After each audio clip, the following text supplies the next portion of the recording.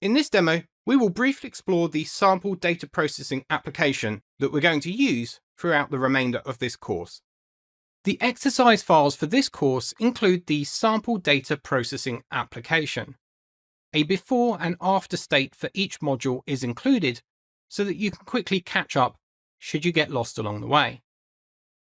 To follow along using Visual Studio, you can double-click the data processing solution file for the relevant module.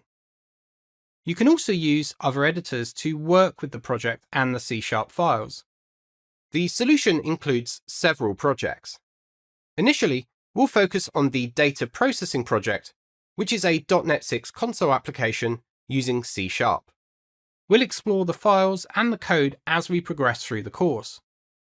We should ensure that the data processing project is configured as the startup project for debugging.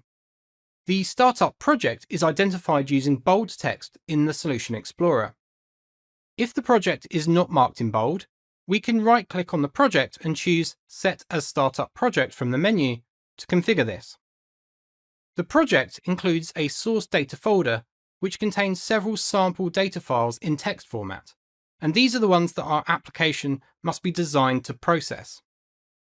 Most of the functionality is missing at this stage, but not for long. Completing the prototype application is our objective for this course.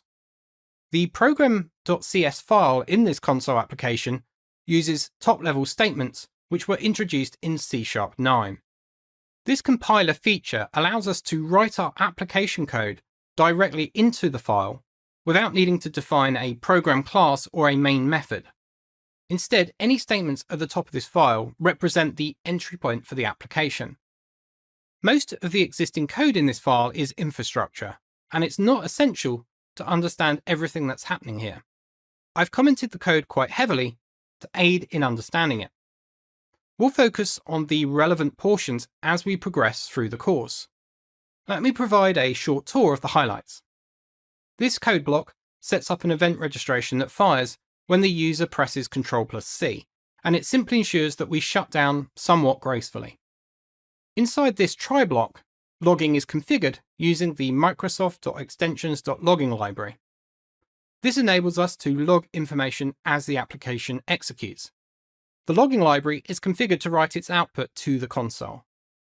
This line ensures a consistent output encoding for the console across all environments. Some options for the application must also be configured. These options control the directories for the source data and for the output files.